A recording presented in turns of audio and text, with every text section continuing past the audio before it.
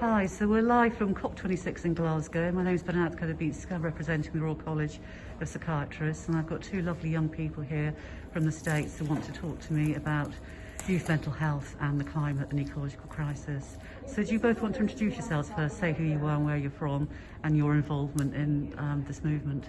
Yeah, sure. My name is Jelena Collins. I'm from Chicago in the US.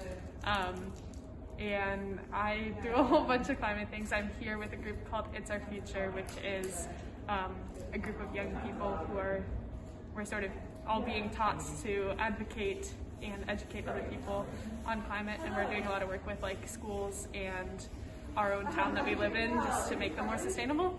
And then I also have one group that I run. I'm on the board of several other groups, and I'm helping the city of Chicago write their climate legislation right now, actually. Amazing. And then what about yourself? I'm Sophie Ball. I'm also from Chicago, and I'm here with the same group that she's here. It's Our Future. And along with that, I do a lot more local work, like focused on making climate change, not climate change, but change in the climate area in the town that I live in. And yeah. Great to hear.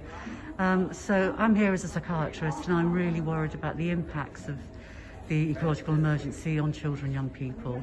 So I'd like to hear from each of you in turn. Do you think that's a relevant issue? Maybe to yourself, Sophie, first? I definitely do. I'm a pretty anxious person myself, and the fact that there's a sense of impending doom like over us, because like we keep seeing these goals and it's like, oh, we'll do this by 2030, and that might not seem like 9 years doesn't seem that long for some people maybe, but that's like more than half of my life, so it seems like a long time to wait for me to like, even those are just the goals, they're not even, I don't see any specific plans laid out to actually meet those goals, and it just doesn't, it feels a little hopeless at a lot of times because it seems like the date just keeps getting pushed back farther and farther, and it's like nothing's actually happening now when it needs to happen yesterday.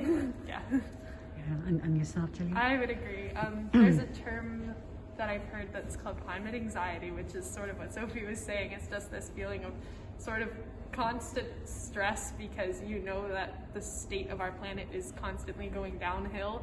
And I've noticed that, especially at an age where I'm not able to vote, I feel a lot more sort of restricted in what I'm able to do about that sense of impending doom that Sophie was also talking about. And so it's like, we know that things are bad, we know that we're in trouble, but there's such a limit and a restraint on what we're able to do that it's sort of frustrating almost, because you're trapped in this bad situation that you can't do anything about.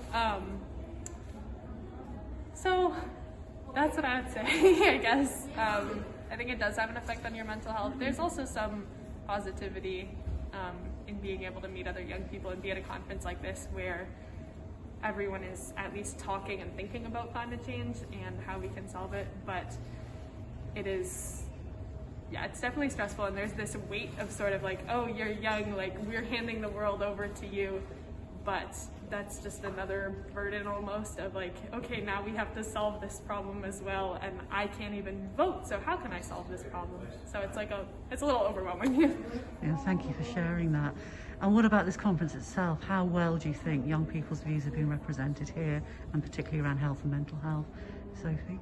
I don't think they've done a particularly good job at it. I know that there are young people present, and it really changes based on what you define young people as. For example, we're only 17 and we've only met one person out of probably the hundreds of people we've met that's been younger than us. Most people are in their 20s, already completed college or already in college, and even those younger people, none of them have access to the high-level negotiations to make any of the decisions. It's like they're saying they want the voice of us, but in the end, none of us are actually making any decisions here. And getting into those higher level conversations is extremely difficult and not accessible to most people. I would say, in terms of keeping track of people's mental health, COP isn't doing anything. I mean, this is the first mention I've heard since we've gotten here of mental health, and even of mental health in general, not even specifically of mental health in young people. Yeah, it really didn't even cross my mind as something that COP should be monitoring, which I think now that you bring it up, it seems like there should be some sort of space for people to reflect or converse, or just some more structure designated to make sure that people aren't feeling so overwhelmed and stressed, because it is an overwhelming and stressful place to be. I feel like they're definitely not thinking about mental health. And as for including the voices of young people, I have to agree with Sophie. I don't really feel like,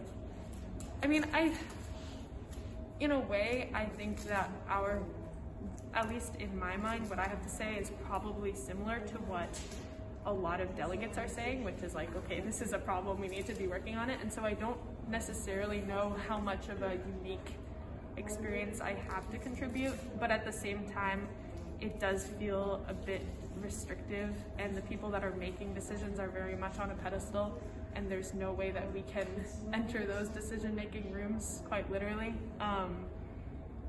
So it is, all of the decisions being made here are